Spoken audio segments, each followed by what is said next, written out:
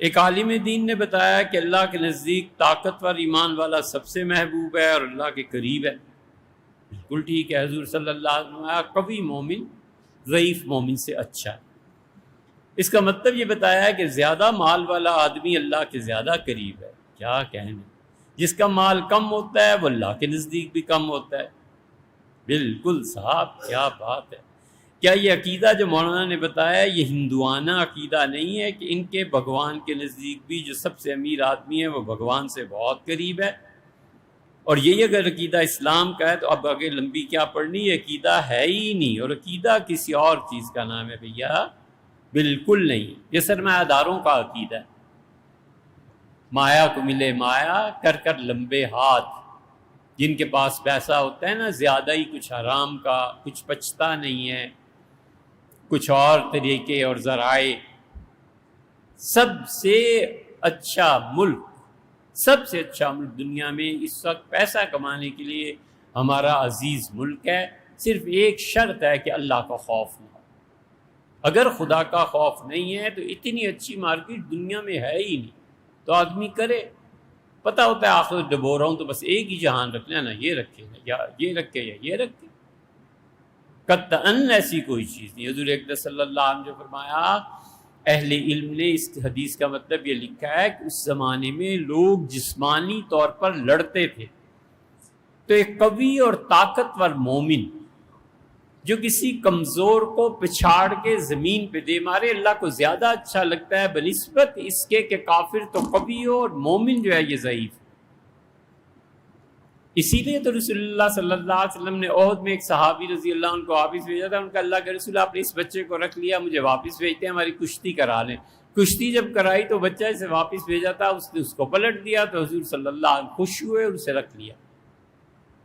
جو بچے کثرت کرتے ہیں، جم میں جاتے ہیں، جم باڈی بناتے ہیں، جو بچے تیرتے ہیں، وہ اللہ کو زیادہ پسند ہیں بنسبت ان بچوں کے جو سست لیٹے ہوئے رہتے ہیں، نماز ہے، اچھا بھوکتا ہوں، یہ ہے وہ ہے۔ یہ بھی کوئی زندگی ہے یار؟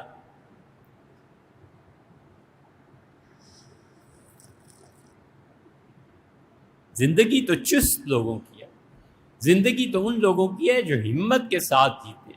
زندگی تو یار شیر کی ہے، نیل گائے مار کے پھینک دیتا ہے، گیدڑ، گدھے تو نہیں، وہ تو گوشت نہیں کھاتا، گیدڑ اور کون کون آ کے اس سے اپنا پیٹ بھرتا ہے۔ شیر خوش ہوتا ہے، دیکھتا ہے کہ میرا مارا ہوا شکار، ہرن کو مارتا ہے اور پھینک دیتا ہے، کوے آ جاتے ہیں، چیلیں آ جاتی ہیں، گدھ آ جاتے ہیں۔ رہنا ہے شیر بن کے رہے، رہنا ہے عقاب بن کے رہے۔ یہ اصل زندگی ہے بچوں، یہ زندگی نہیں ہے سستی کی اور اس کی۔ جو لوگ جم جاتے ہیں، جو لوگ جم کرتے ہیں، جو لوگ 70 سال کے ہو کے پنجے میں پنجہ ڈال دیں تو ہلنے نہیں دیتے، یہ زندگی، یہ اچھی چیز ہے۔ اس معنی میں حضور صلی اللہ علیہ وسلم آیا کہ قوی مومن، طاقتور مومن کمزور مومن سے بہتر۔ بعض فقہا نے اس کا ایک اور مطلب لیا ہے، وہ کہتے ہیں قوت سے مراد علم ہے، کہ پڑھا لکھا بچہ ان پڑھ سے بہتر ہے۔ اللہ تعالیٰ نے اسی لیے قرآن کریم میں فرمایا، قُلْ هَلْ يَسْتَوِي الَّذِينَ يَعْلَمُونَ وَالَّذِينَ لَا يَعْلَمُونَ، تم کیا کہتے ہو؟ جس کو ہم نے علم عنایت فرمایا ہے اور جو جاہل ہے، یہ دونوں برابر ہو جائیں گے؟ ایک جگہ فرماتا ہے وَالظِّلُّ وَالْحَرُورُ، کیا سایہ اور دھوپ برابر ہیں؟ حضور صلی اللہ علیہ وسلم کن عالماً، زندگی میں عالم بنا، فرسٹ کیٹیگری، او متعلماً، یا شاگرد بن کے رہنا، سب سے بیسٹ لائف ہے۔ ساری زندگی اسٹوڈنٹ رہے، ساری زندگی سیکھتا رہے۔ ڈکشنری اپنے سونے سے پہلے پاس رکھو اور روز ایک لفظ یاد کر کے سو جاؤ کہ اللہ میں تو اسٹوڈنٹ۔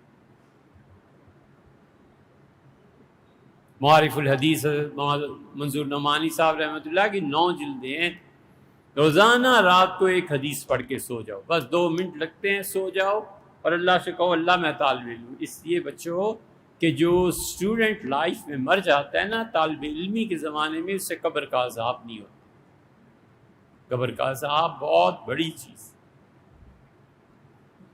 بہت شدید چیز، اللہ حفاظت فرمائے۔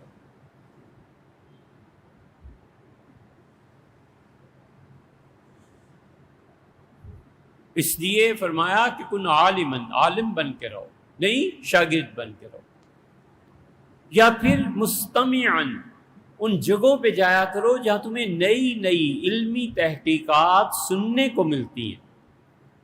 3 درجے ہو گئے، ولا تکن رابعن، اور فرمایا چوتھے درجے کا آدمی نہ بننا وگرنہ مارے جاؤ گے، ہلاک ہو جاؤ۔ تو اس لیے سب پہ ٹاپ پہ وہ ہے جو علم میں نئی سے نئی بات سامنے آتی ہے، نئے سے نیا پھول کھلتا ہے، نئی سے نئی خوشبو ہے۔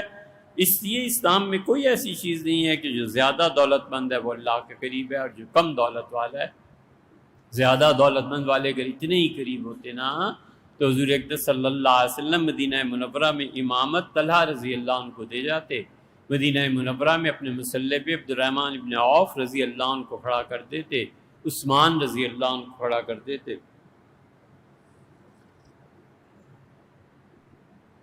اسی لیے سیدنا عثمان رضی اللہ عنہ کے سامنے جنگ جمل میں ام المومنین عائشہ، طلحہ، زبیر، اشعی رضی اللہ عنہ یہ سارے جمع تھے، اور ام المومنین رضی اللہ عنہ فرمایا اسخن الناس، سب سے زیادہ دنیا کا فیاض آدمی، سب سے زیادہ سخی، مال لٹانے والا اللہ کی راہ میں یہ میرے سامنے آ گیا ہے۔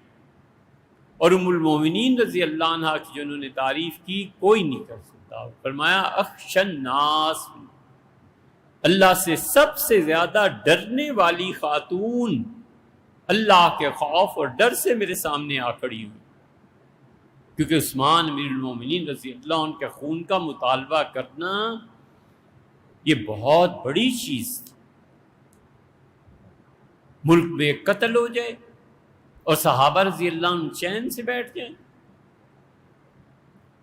اسی لیے سیدنا عمر رضی اللہ عنہ اپنی خلافت میں کہا تھا ایک یہودی کو کہ یاد رکھو رسول اللہ صلی اللہ علیہ وسلم سے کہا تھا کہ جس مملکت میں ایک بھیک مانگنے والا قیامت میں آ گیا، اللہ اس مملکت کے حاکم کو شدید سزا دے گا کہ تمہارے ملک میں بھیک مانگنے والا کیسے پیدا ہو۔ اس لیے یہ اختیارات، یہ عہدے اتنے آسان نہیں ہیں۔ تو اس لیے مملکت میں وہ لوگ جو اپنے آپ کو ایکٹیو رکھتے ہیں یا جن کے پاس علم زیادہ ہوتا ہے، تعلیم زیادہ ہوتی ہے، وہ بہت اعلیٰ درجے کے